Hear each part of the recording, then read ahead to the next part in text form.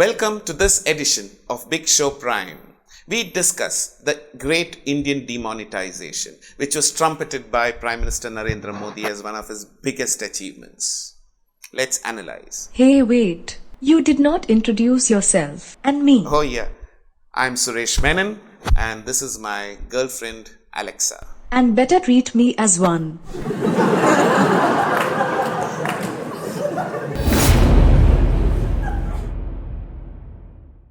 8 November 2016. Prime Minister Narendra Modi came up on television and announced to the country that from that midnight, the 500 and 1000 rupee notes would be invalid tender. Can you play that clip, please? Oh, sure. We have decided that the 500 rupee and 1000 rupee currency notes presently in use will no longer be legal tender from midnight to night, that is 8th November 2016. This means that these notes will not be acceptable for transaction from midnight onwards. Excuse me, darling. That video you played just now, the English, that Modi ji spoke. What is that version of English called? Well, don't put me into trouble. I don't wish to comment on that right now. It's okay. Let's carry on. The reasons for this drastic step, the most prominent of them as announced by Prime Minister Modi were wipe out black money from the system, block funding to terrorists and thus eliminate terrorism, prevent fake currency, increase IT compliance, and usher in a cashless economy. Wow! That announcement came as a shock to 1.2 billion Indians. Travel plans were cancelled, business deals fell through, hospitals refused to treat patients who were not able to pay cash in any other currency, elders and the disabled suffered a lot. The daily trade dropped to around 10%. Let us analyze each one of these. Point 1. Wipe out black money from the system. Yes. The Reserve Bank, after counting the return notes for about a year and a half, declared that 99.3% of the notes in circulation has come back into the bank. So 0.7% is the black money? No. See, the governments of Bhutan and Nepal hold a certain amount of money with them, in Indian currency. And then there are these NRIs who have not been able to come back to India and they may be having a sizable amount of money and cash at home. And then there were these temple donations, the donation boxes which were not yet opened at that point in time, and apparently the RBI has refused to take back the note subsequently. Okay, leave that. Now, the best part is, even assume the entire 0.7% is black money. It is a far cry from what was expected, that 30% of the Indian economy is a black economy. So where did the black money go? We all know that it exists. Alexa, if you thought that cash stored in black plastic sacks is black money, you are wrong. Don't embarrass me now.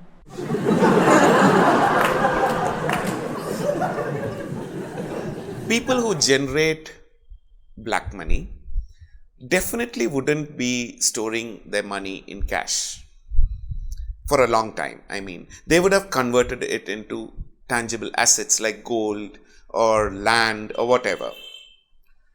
And the smarter ones among them would have found loopholes in the system to get the cash back into the bank. Then what is this concept of unaccounted wealth?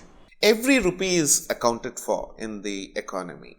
It is only that a certain amount of money is always in circulation in the informal sector. The informal sector, yes, they deal in cash because they cannot afford to be dealing in other forms of currency transactions. And the government thinks that it has lost money in these informal cash transactions. I definitely know for sure that India's engine of stupendous growth has been the informal sector. The freelancers, the street markets, the skilled and unskilled labor, and so on. Exactly. So, what happened with this demonetization is this entire informal sector died. It just ceased to exist. Yes.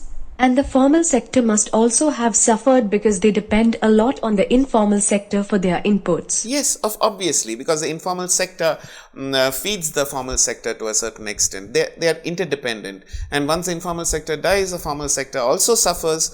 And yes, they have also suffered a lot. You know that guy, your friend, Manoj. Manoj, yes. He had to close down his business, right? Yeah.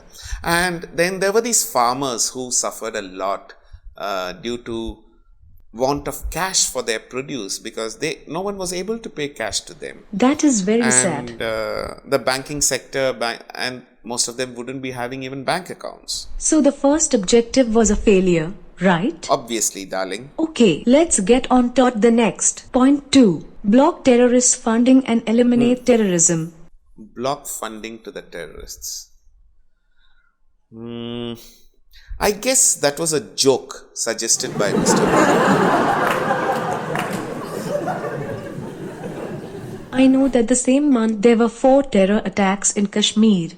Yes, terrorism is still the same. The terrorists care two hoots for the Indian demonetization. Their sources of funding are intact. In fact, we recently had one of the biggest terror attacks ever. The Pulwama massacre. Exactly. So we can safely summarize this point number 2 was also a failure. The next point. Point 3. Yes. The next point is prevent fake currency. Excuse me. Yes. Let me handle this. With pleasure. Thank you. In 4 days of demonetization, even before most of the Indian citizens had got to see a new 2000 rupee note, there were bundles and bundles of fake 2000 rupee notes seized from an auditor in Mumbai. In just 4 days. And plenty more actually from different places. So point 3 is also discarded. Point 4. Increase IT compliance. So IT compliance. Let me explain this with a figure, okay? Oh, lovely. From the graph, we can see that the direct tax collections showing a steady upward trend from 2011-12, which is 10.7%, to 2012-13, 13.6%, to 2013-14, 14.24%. Now, this was during the UPA-2 regime under Dr. Manmohan Singh. But during the NDA regime under Narendra Modi, the year-on-year growth fell to 8.96% in 2014-15, 6.63% in 2015-16, and shows some recovery of 14.54% during 2016-17. But remember, it is based on a low base in 2015-16 because this is a year-on-year growth.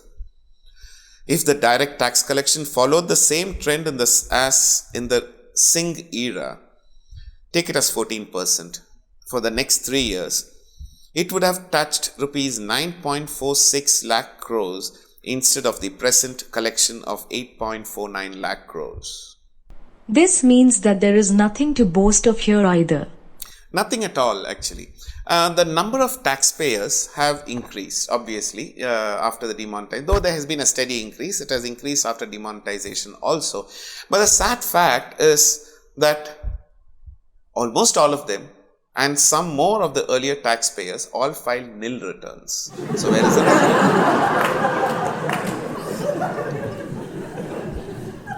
Do you want to waste more time here? Go ahead, darling. Interesting. Moving to point 5. Usher in a cashless economy. Darling, are you okay?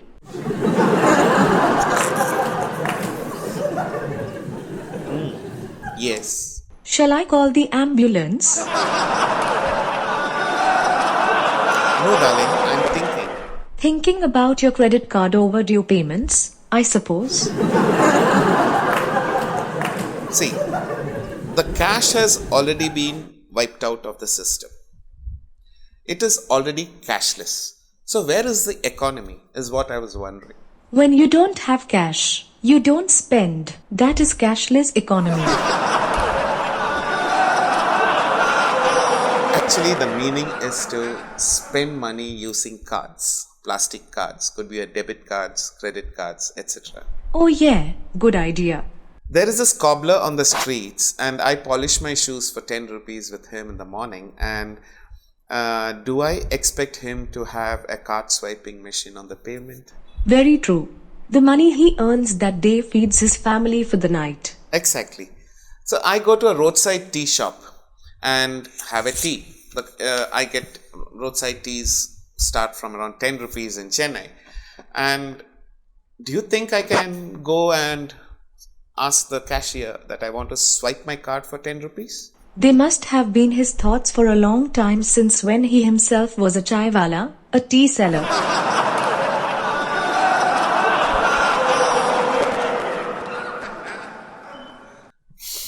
Nice thought, darling. Thank you.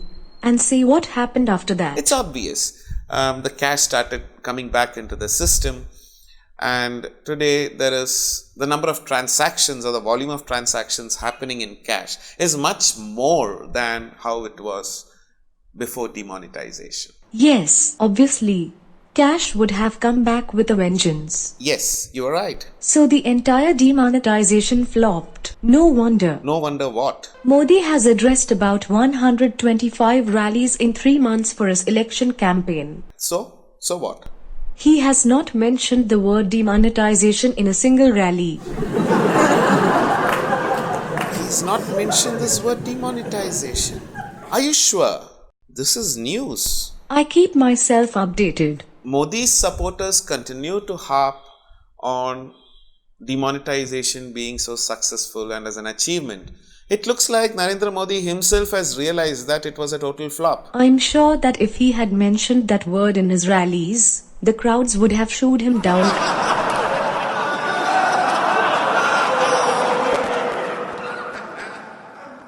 So viewers and listeners, let us meet up again for the next show very soon. Yes.